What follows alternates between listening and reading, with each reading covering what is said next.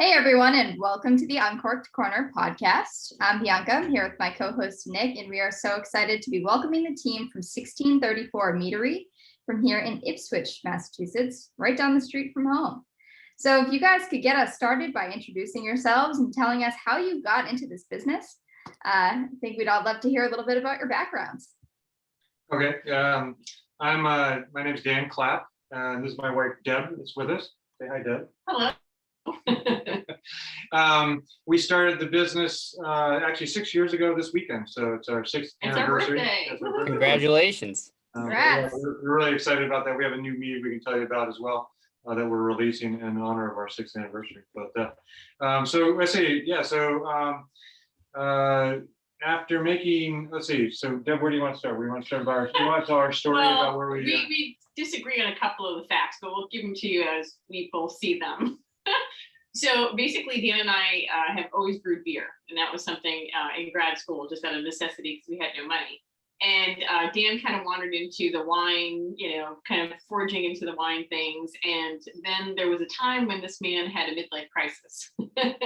So he had been doing some computer consulting, doing hardware and software design for a company, and then kind of went off on his own. But there was just one day that he was sitting at the computer looking very lost. And I said, what's wrong? And he goes, I don't think I want to do this anymore. And I said, well, what do you want to do? And he says, I think I want to start a meadery. So we'll kind of go back in time to tell you how Mead came to be.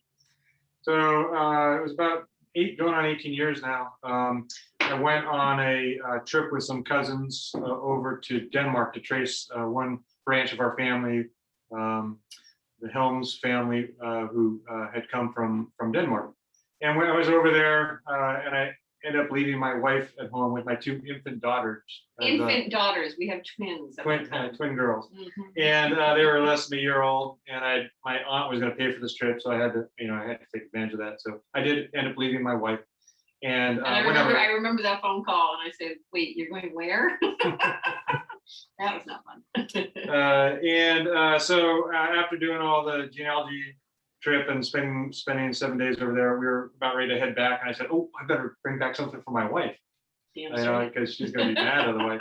And so we were in a Viking museum at the time, and I saw this bottle of mead sitting on the shelf. And this is it. I don't know if the video people could see this, but it's a clay bottle. It's actually a company called Dank's Mead, which Danish mead. And I picked this up and I brought it back home with me. And I presented it to my wife, and her answer was, well, let's put this in the liquor cabinet because I'm still breastfeeding. So thanks, but no thanks. But go by 2 more years. So all the time went by, we kind of forgot about the mead in the back of the liquor cabinet. And we were at a dinner party, and we went and ran out of wine or beer or something like that. And I was going through the back of the closet and go, hey, what's this? Oh yeah, it's that bottle of mead I brought back. And brought it out, broke it open, and passed it around, and everybody had it and said, wow, this stuff's really good.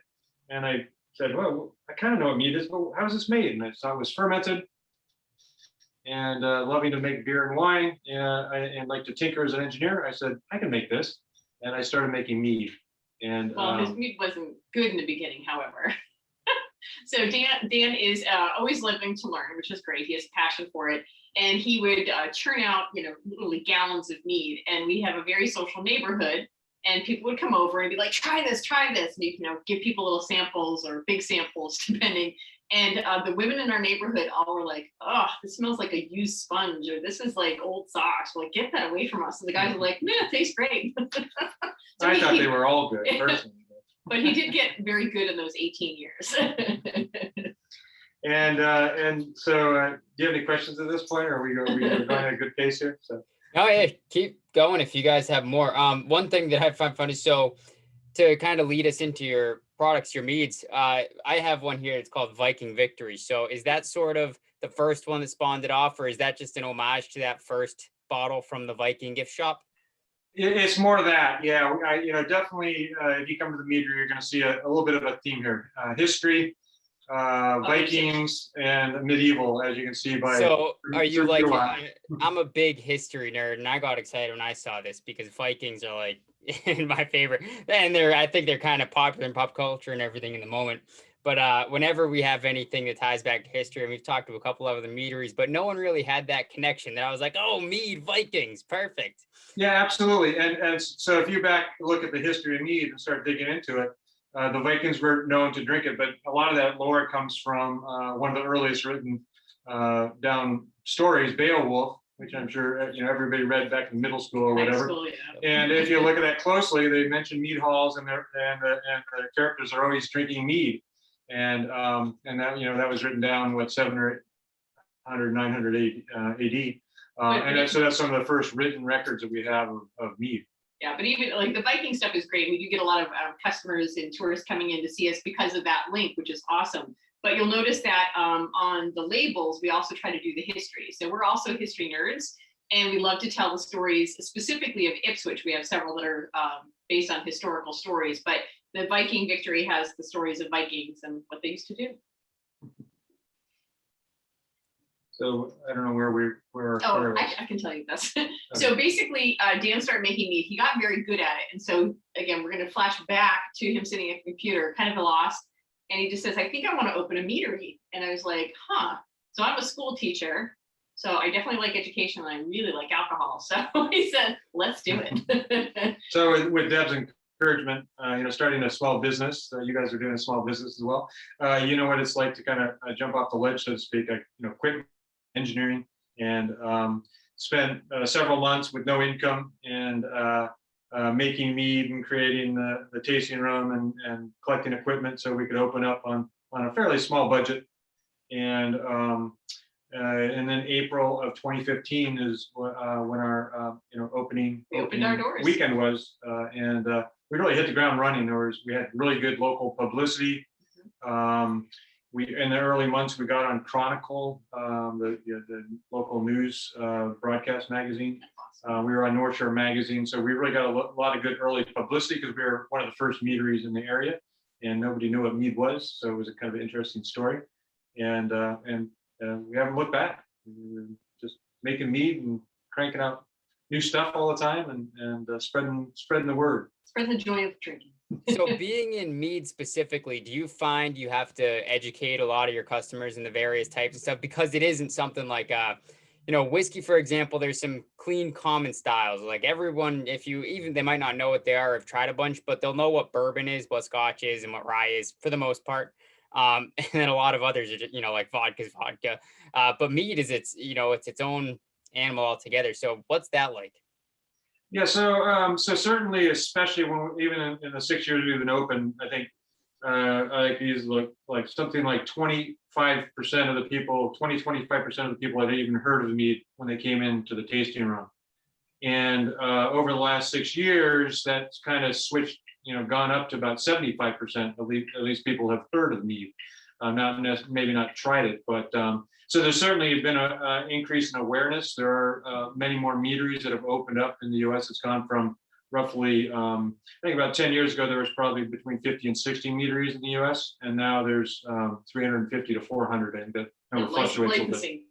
So kind of following in the craft beer footsteps and the cideries and stuff like that, but hopefully have our own little small niche. But I think the big thing to say here is that the tasting room is imperative, because if people can't taste it, we always get it's made of honey, it's going to be too sweet.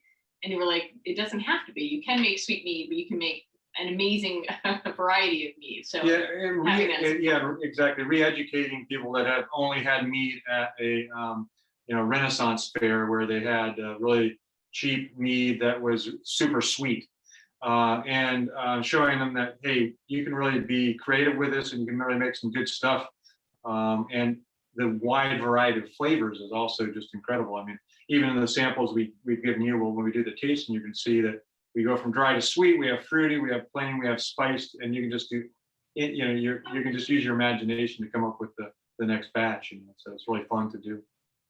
Yeah, and it's funny because we have a lot of people listen who might not be familiar with mead, and a lot of people I talk to in real life, they tell me that they've never tried it, but then the ones that have love it, and they have such great things to say. So it's funny because you have so many people that just haven't tried it yet, and then you have like this group of people who have tried it, and I've never really heard a negative thing about good mead, I should say, not the Renaissance fair mead.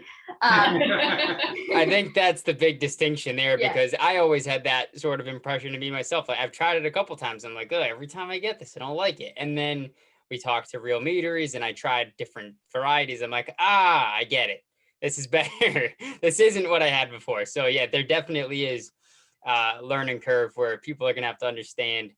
It's kind of like getting into, I always equate it to getting into beer when it comes to like hoppiness versus not, because someone can go from drinking a Bud Light, and if you hand them a double IPA, they're gonna be like, oh, what is this? This is terrible. This isn't beer, because it's such a different realm. But if you're accustomed to that and you know how to approach it a little bit better, then you're gonna like it, or you'll get into liking it. So I'm sure it's very much on the same vein. Yeah, very few times do we have someone who comes in and does a full tasting, not find something they like. I mean, it's fairly rare, and that's what's kind of fun about it. People come in, don't know what to expect. They don't know whether it's going to be like a beer, or they don't know whether it's going to be like whiskey, that type of thing. And when they go through the tasting and see what mead can be, and I think they in general just have a great experience, and it's educational and fun and new and different. I think they also like the fact that we're trying to use a lot of the local fruits and local honeys. To us, and as part of our mission statement is to support, beekeepers and local farms. And I think that people kind of like that, like, oh, these strawberries are from Rainy Farm, or these blackberries have come from Russell Orchards, and that's a really big draw for people too. And from anyone listening right now that isn't watching on YouTube, check out the YouTube video, because the bar behind them, it looks beautiful, and it'll give you sort of the idea of the spectrum of meads. The variety of colors, kind of from the top to bottom, left to right here. There's so many different kinds and varieties that you can just see, and that's without even getting into the tasting yet. It's immense. Like, there's so many of them. So definitely worth checking out the YouTube if you're just giving it a listen. And we touched on this a little bit when I was there picking up the bottles. Have you taken a stab at making your own honey, and how did that experience go? Yeah, so a few years ago, I had this great idea of wouldn't it be fun to have a demonstration hive in the meadery? We give tours, we tell people how to make mead, where the mead comes from, help educate them on the bees and some of the problems the bees are having with the colony collapse disorder, and make them more aware of that stuff. And so my father actually helped build a demonstration hive, and couldn't decide where to put it, but we ended up putting it on the side of the garage and put a pipe out to the front, and that was a disaster. It was cool, but it was scary. But what happens every time it got hot, the sun came around in the afternoon, the bees would start bearding out in front of the meadery. And that would freak people out. So we ended up doing it, closing off the hive during the day and taking the hive home, so it worked good. But so that started my foray into a little bit of beekeeping, where I have just enough hives to sell some of my own honey here at the meadery. So if you want some, real local, as local as you can get honey, we make it. But I'm not a very good beekeeper yet. I keep trying to learn. I find out it's very difficult to get the hives through the winter. And he's very good at getting stung though. So it's an art of and an effort to take care of the bees and keep them healthy. And I haven't figured that out quite yet. But I have 2 hives at home. And this is the year that I'm going to get them through the winter. So I'm real excited about that. You're going to do it. I have faith. Absolutely. And have you tried to use any of your own honey in your meads yet, or are you still using honey from other sources? So we went through, I haven't calculated recently, but roughly 9,000 pounds of honey last year. So a little more than an average backyard beekeeper. Yeah. That's a lot of honey. I need somebody taking care of bees full time. You can make a super exclusive small batch. Well, you have some coming out, right? Yeah, so actually we have some aging away. We're going to have what's called my backyard series. So we have 2 meads. We have a piment, piment's a term for mead with grapes. So it's a combination of a wine and a grape. So you take the grape juice, add honey to it, and then ferment it. So it's a high octane, grape wine basically with honey. And that's called piment. And then we also have a backyard cider, Cider is an apple mead. So and that's from my own. So, and all those is from my own apples and grapes and honey in our backyard. So we're gonna. It's gonna be a limited release. Very limited.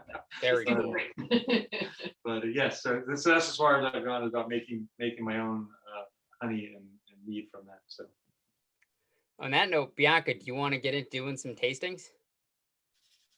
Definitely. Um, So we did mention before, but for everyone who's listening, do you want to just run through the ones that you have, Nick? We can put them all out there and then we can go through them one by one. Yep. And then I also want you guys to tell us the best way for us to approach the tasting, just as you would someone in the tasting room. Because I know, Okay. you know, when tasting anything, there's certain, you shouldn't start with the strongest stuff, for example, because it's hard to go backwards. So you guys let us know the progress we should take to actually taste each of these. okay. So I have to start the Viking Victory and the Raspberry Delight. Bianca, what do you have over there? And I have Bewitched, In the Orchard, and the Devil's Footprint. So we have a good mix here. Okay, so what we normally do in the tasting room is we have people go from the drier end of the spectrum up to a little bit sweeter. And Bianca, you have the drier end of the spectrum, and Nick, you've gotten the towards the other end of the spectrum. Not super sweet, but they're up towards our sweeter end. So I would recommend starting with the Devil's Footprint. We'll join you. That's all right. Yeah, we're going to join you. So we always like sampling mead, so this is great. So this one is made with blackberries, raspberries, and blueberries, and local wildflower honey. And most people are a little bit surprised about this one because it's dry, right? So if you during the fermentation process, you choose a yeast and a honey to water ratio and target a sweetness. So if you ferment all that sugar out of the honey, you can end up making the mead dry. And this is a good example of that. So you're going to get the Cheers. Cheers. Cheers. Cheers. Woo. I feel bad. You don't have any. Sorry, That's Nick. fine. I'm coming up. Trust me. So this one has a little bit of a wine feel to it. It's because of the tannins and the berries come across a little bit like you might get from tannins from a grape skin. What do you think? It has a really interesting flavor. I like it a lot. It's I can definitely see the wine aspect of that, like how you just mentioned it. It definitely does kind of feel like that going down, but it has really interesting flavor. It's definitely unique to the other ones that I've tried. I love the berry forward flavor. I think that's really nice. I also, Nick knows, I love anything fruity. I love everything sour. So it's nice to have the little berry note to that one. It's nice, and it's a very nice looking in the glass.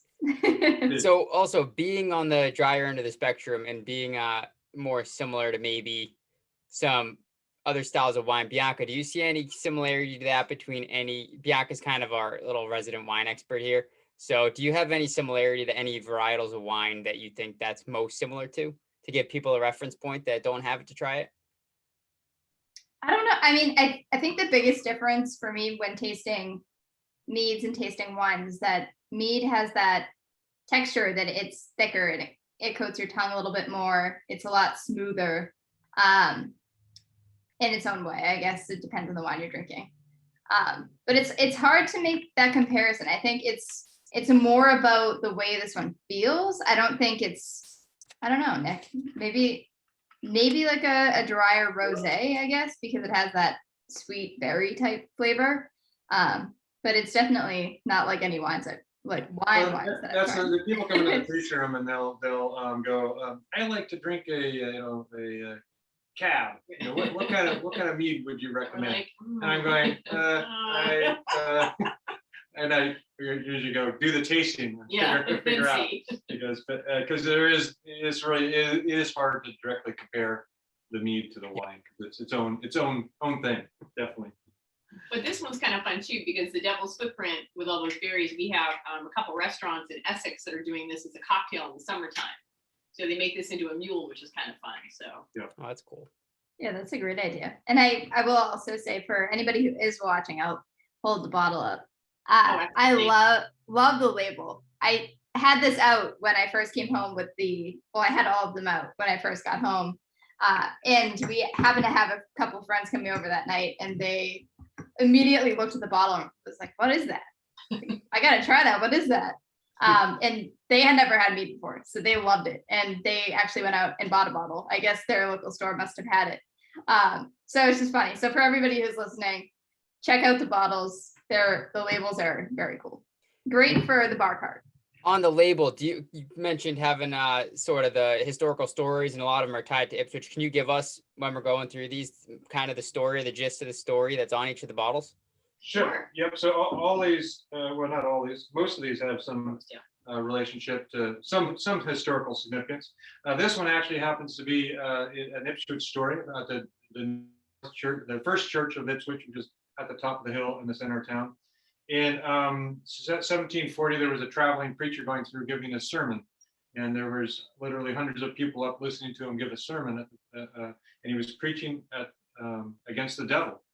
And I guess he was getting pretty vigorous in this preaching because the devil happened to show up at the church and didn't like what was being said about him. And what happened, I guess, is what the tale is, that a wrestling match ensued where the priest and the I don't know, it was a preacher, and the devil were going at it. They chased each other around the pews a few times, and the argument worked its way up to the top of the steeple.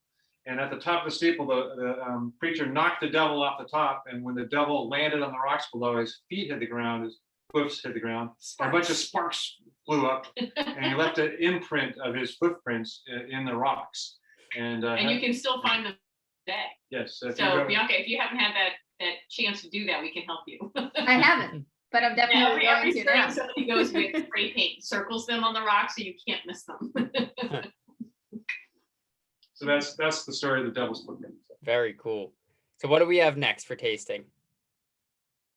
I don't know if you want to. So next are actually fairly similar in sweetness, but I'm going to go with the Cider next.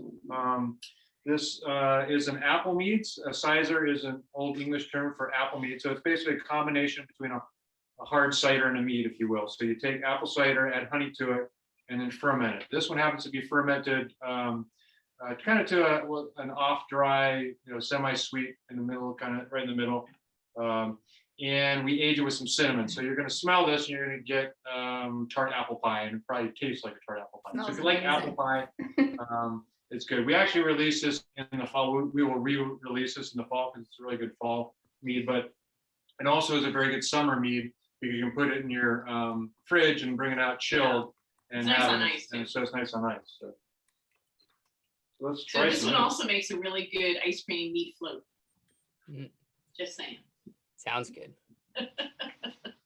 So do you remember the story on this? Yes, it's all about the cultivation of apples in the North Shore. Okay. So all of our meads have some kind of history on the back. This one is kind of a North Shore history of how apples came across, apple trees were brought across. And I haven't actually looked at this label in quite a while, just because it hasn't been out because it's not fall anymore. But we always have fun facts on our meads too. So this one says early settlers called apples winter bananas. I don't know why, but that's what they call them. That is a fun fact. That is a very fun fact. That's my new word for them. I'm just gonna call them all winter bananas. No one's gonna know what I'm talking about, but Alex is gonna be very confused. She'll think I'm going crazy. But this one's just got such great apple, and I think if you chill this a bit, the apple even comes out more appley, if that's a word. So we actually got the apple cider from I don't know if you guys know or are familiar with Far From the Tree cider down in Salem. Yep. They actually when they get a delivery of cider, they share with us. We take 200 gallons out of their 10,000 gallons that they use. So, but we like to work. We like to work with local farms and any local connection we do to tie businesses together. We try to do that. I like this one so much. It's really, really good. That is pretty good. I give that one a thumbs up. Yes, me too. I hope so. Yeah, I think it's the experience of this one. You get that smell that's just so great. I mean, it's like everybody loves the smell of apple pie. So it's like the smell and then the sip of it that follows, and it's just a great package. I think I could see that being like a fantastic fall sip, especially as you've said, especially up here. I mean, us New Englanders love our apples. So Pick the apples, do the apple pie, do this. So this is kind of liquid dessert. So this is kind of a good lead into the type of mead. So the two terms you'll hear is a mellow style mead, which is a term for fruit mead. And then if you put a spice in it, it's called a Methaglen. A Methaglen is an old Welsh term which actually means medicinal mead, medicinal mead, but now means spice mead. So you're gonna a lot of times see those spices, and we're gonna get up to the Viking Victory, which is a straight up Methaglen. And spices and mead go very well together and have for thousand years. So it's a fun one. All right, so we're up again. Okay. My turn. Oh, no, I think, do you have, Bianca, do you have Bewitched with you? Yeah, one more. Oh, yep. Right. Sorry, Nick, just keep drinking your water there. Okay. I didn't Darn. intentionally do this. I didn't realize when I gave them to Nick that those two were, it was like I went completely opposite on him. So Yeah, I'll sure, save wink, some. wink, nudge, nudge. Better. I gave you all those sampler bottles. I better be getting some of this. Well, they're packed in boxes. That's why he got whole bottles. So the next one we're going to do is Bewitched. So this is a show mead, it's called, when it's just honey. So at the most basic level, you can change the flavor of the mead by changing the honey type. Now we use as much local honey as possible, so we don't have as many choices for types of honey that you might be if you were in down south and or some area where a lot of large agricultural areas can produce a lot more different types of honey. But we do get some clover honey in this actually clover honey from a small apiary up in Maine. So this is just honey, water, and yeast, your basic recipe. And this is my middle sweetness. So this is, if someone comes into the meadery and says, just give me your basic mead, I will point towards this one because it's not too sweet, it's not too dry, and it's a good even keeled honey, I guess you call it, kind of a people are familiar with. And then the story on this one, Bewitched, meaning bee, like in BB. This really was targeting the Salem mass market because this is all about the Salem witch trials. So Dan has a relative, I don't know how many generations ago, ninth generation grandmother who was hung. Elizabeth Howe was hung as a witch back in 1692. And so this has a story on the back of that about how the family tie-in and how That's some crazy history. Yeah. Yeah. But yeah, so this is your basic mead, but at least from my point of view, it's not one of those overly sweet ones, which can scare people away. If you start with that really super sweet mead and you don't like super sweet, then you might not ever come back. So starting in the middle is a good place, and I think this is a good easygoing mead. Yeah. This does pair well with tea. Yeah, making this into a hot toddy is really nice. So especially today, it's rainy and cold and nasty here, so I think that's going to come home with us. and we do actually make a version with this mead. It's called Liberty. It's a chamomile lavender. We add that into the basic clover honey mead. That sounds Very great. cool. Yep. So I don't think I've ever made a hot toddy. I'll have to try that. I've never made one either. I've had them. I've definitely gotten them at restaurants, but I've never had one. All right, Nick. So if Now you you're guys up. you're ready for your sampling. Next one is the Viking Victory. My favorite name for a mead also. That's why you got Okay. that one, Nick. Yeah, so I this picked that one, one for you. this is one of our better sellers. It's not only is it because of the cool name and association, but it's a good mead. So a classic spiced mead, like we mentioned earlier, called a Methaglen. It's made with Japanese knotweed honey. So we're changing up the honey type. Well, that's not the nicest. I mean, it's an invasive species, but I like to say the Japanese bamboo honey. Well, It sounds nicer. Well, I thought that the Vikings like to invade places. So There you go. Japanese knotweed is an invasive species, so I think it works all right. It's a dark caramelized honey, and then we age this with nutmeg, cinnamon, allspice, and cloves. So typical. And this one's a little higher winter in alcohol. You didn't even pour any. Oh, I thought you already had some. No. You were slurping it down. So this one, it's a little higher alcohol content. We like to say this mead is good for sitting around a campfire and planning your pillaging, which it is. Perfect for that. It is. Oh, it smells so good. Wow, that is delicious. So this is starting to get towards our sweeter end of the spectrum. Hopefully the spices and the higher alcohol content, kind of balance that a little bit. So It's not- definitely sweet, and to like you said, there's nutmeg and stuff. And I definitely get that almost sort of like that winter spice profile, like that fall winter from mostly the nutmeg probably. But very delicious. Definitely not overly sweet. It's not one that you sip and it's like, oh, it makes you want to pucker. It's like too much. It's perfect. Very think easy cinnamon drinking. I think cinnamon really draws out some of the sweetness too in some of our meats. This one's also nice warmed, and you can have this in hot apple cider. That's my fire pit. She's mentioning all these warm things because it's actually cold out today, It's so but cold. but we not all the meads are like that. You can also make summer drinks. That is true. That is true. Summer will be here eventually, right? So we do tell a little bit of story about the Vikings on the back of this, Mhm. but it's obviously not local history. That's right. Unless I guess what? Nova Scotia, maybe? Yeah, there's thought to be some Nova New Scotia. was it Newfoundland, right? There's Newfoundland, Lanza there we Meadows. go. I always like bringing this place up, and I want to visit because there's the only known remaining Viking settlement in North America up there, and it's like a Right. crazy. It's like a crazy trip. You got to like get up there to the top of Nova Scotia, take a ferry over. It's something like that. But yeah, that there you go. So almost local. And there is a Almost local. story called the Main Penny where there is a penny that someone found from Europe that's drawn back to the Vikings, but they assume it's probably got here more for trade and not because they were here. But Oh, that's still cool. yeah, awesome. still cool. A little bit of local history in it, right? Yeah. So actually, one of our friends, Tate, actually went up there and he brought a bottle of Viking Victory with him and has a picture at That site. At that Oh, site. yeah. Yes. Nice. Yes. It's somewhere on our Facebook Yeah, page. I don't know we where. use that liberally. Yep. Okay, so and now we're going to move to Raspberry Delight. This is one of our original meads. Straight up raspberry. This is really a little bit before we started getting into the more History. historical aspects of it, but we've maintained this name. This is what we call dangerously delicious mead, and it's dangerous because again, it's in that 16% range. A little tart, a little sweet, and goes down real easily.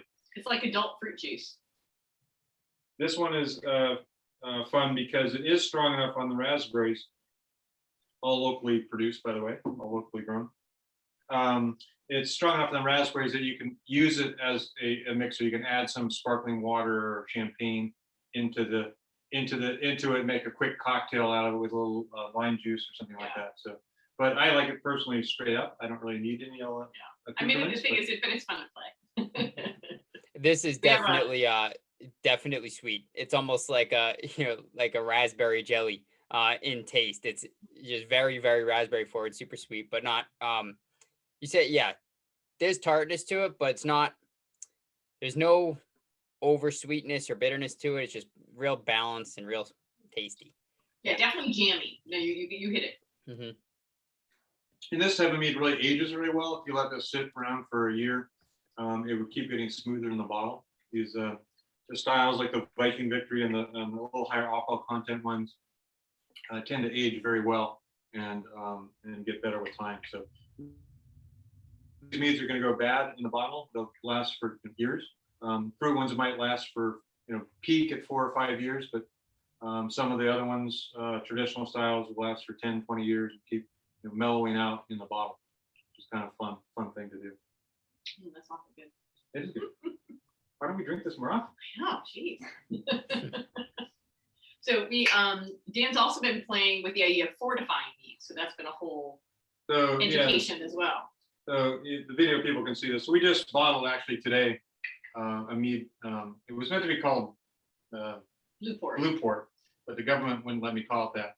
It's so it's called Top Sail, which I have some sailor sea captains in my family history, and so this is in honor of them.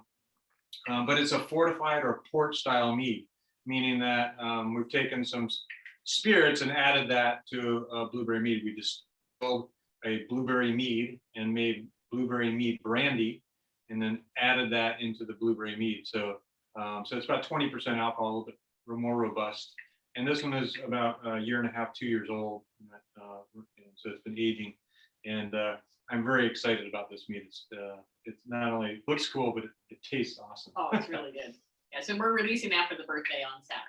Yeah, which this podcast I think is coming out after our birthday party, which is the 1st and 2nd. But people can still get it at the tasting room. That's right. Perfect. Yeah, we'll be up. We should add samples for that for you guys. Tuesday the 4th is when you're all listening. May the 4th be with you. We're just gonna miss it. But it's always a party here, so. Well, kind of on that pop culture reference, have you guys watched any Viking TV shows or movies or anything? And what's your favorite ones? Yeah, we made it through most of the seasons of the Vikings. Viking show, Game of Thrones. And yeah, so we've done all 13th that. Warrior, wasn't it the other Yeah, one? 13th Warrior. Yeah, you have to watch 13th Warrior. There's a reference to Mead in that one. So Even Harry Potter has references to Mead. that's true. Yep. So Have you watched Last Kingdom on Netflix yet? We haven't. Somebody suggested that we do that. That'll be the next series. That one's an awesome one. That one's a favorite of mine and my dad. That one's Oh, nice. really Excellent. good. We'll try Yeah. it. Yeah, a customer came in and said, you got to watch it. We're like, all right, we'll put it on the list. Yep, very good. It's based on a series of books. I haven't read the books yet. I just watched the Netflix series, Oh, but that's cool. very well done. Very good. excellent. Do you guys have any other questions about the mead, or you? Bianca, you got anything, or do you just want to get back to drinking? Well, so for anybody who is in the area and is looking to come visit for a tasting, how are your tastings operating now? I know you have that outdoor space as well, and you're in a great spot, very central for a lot of people that are at least in the Northeast area here. How are the tastings looking right now? What are the experiences that people can expect? So in the normal world, we before COVID, we only did tastings in our little tasting room here, and it was stand up only. And if you asked or wanted a tour, we'd take you back and show you how the mead's made and whatnot. Of course, that all changed about a year ago. And what we ended up doing is opening up an outdoor patio. So we converted our 3-car parking spot into a patio with seating outside. And my wife has spent a lot of time decorating it very nicely with a bunch of old barrels, and she brings out the plants and planters and stuff Summer, like we have a that. nice little garden around. And so we have quite a bit of outdoor seating space. We're pretty small in general, but it's usually not difficult to get a seat outside.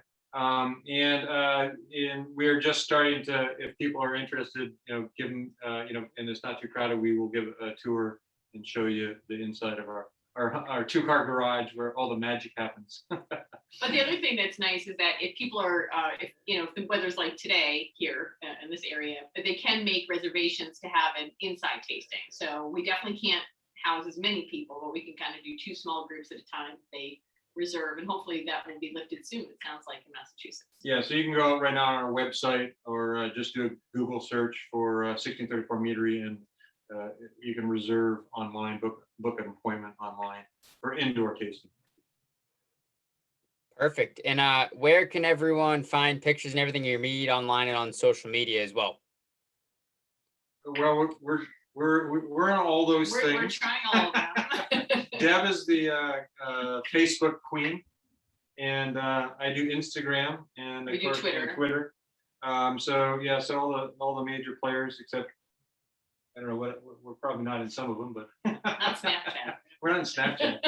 Does that even exist? I don't know. So we try to keep up to date. We always post when the new meads come out and that type of thing, as well as activities like our anniversary discounts we're having.